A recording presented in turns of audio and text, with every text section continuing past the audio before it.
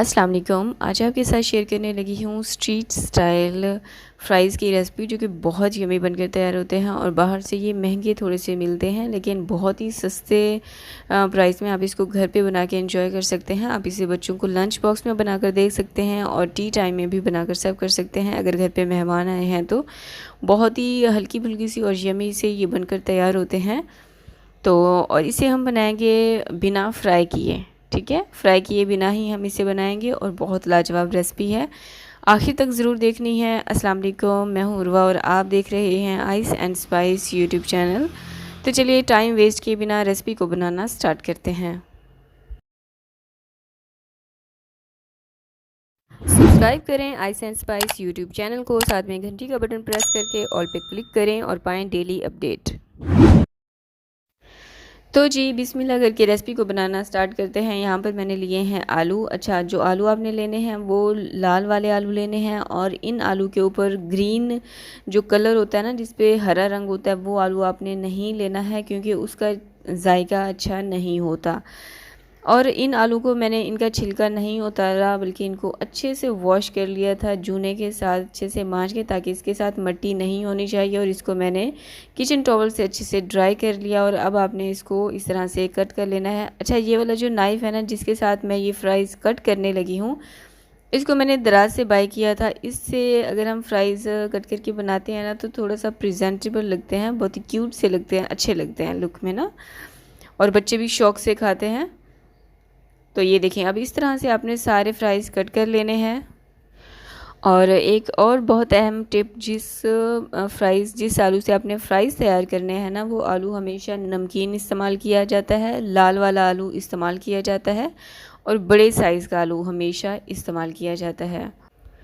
तो यहाँ पर तमाम फ्राइज़ मैंने काट लिए हैं। अब इनको वॉश करना है। तो इन्हें वॉश करने के लिए हमेशा आपने फुल ठंडे पानी का इस्तेमाल करना है। और यहाँ पर इन फ्राइज़ को 2 से 3 पानी में मैं वॉश करूँगी।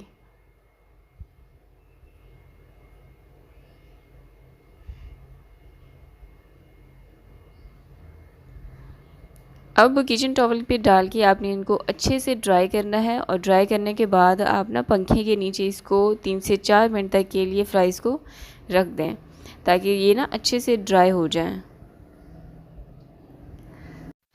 अच्छे से ड्राई करने के बाद अब इन्हें बेक करेंगे। जैसे स्टार्ट में मैंने आपसे कहा था ना कि इन फ्राइज़ को हमने फ्राई नहीं करना, बल्कि इन्हें मैं बेक करने जा रही हूँ। और इन्हें बेक करने के लिए मैंने यहाँ पर मेरे पास कुकी बेकिंग ट्रे रखी हुई थी, मैंने उसका इस्तेमाल किया है। आपके पास जो भी अवेलेबल हो बर्तन, आप उसमें इसको बेक कर सकते हैं। अच्छा, कुछ मसालों का यहाँ पर मैंने इस्तेमाल किया है, जिसमें मैंने लिया है कुटी हुई लाल मिर्चें, नमक और चाट मसाला। इनकी क्वांटिटी मैं आपको नहीं बता रही क्योंकि आप अपने जायके के मुताबिक रख लीजिएगा। कुछ को थोड़ा सा स्पाइसी पसंद होता है, कुछ लोगों को नॉर्मल पसंद होता है, और अगर आप बच्चों के लिए बना रहे हैं तो फिर आप थोड़ा सा हल्का ही हाथ रखिएगा।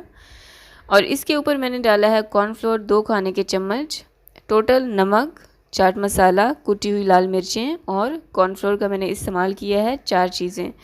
अब इन्हें तमाम फ्राइज़ के साथ अच्छे से मिक्स कर लेंगे, ताकि तमाम मसाले ना फ्राइज़ के ऊपर अच्छे से लग जाएं।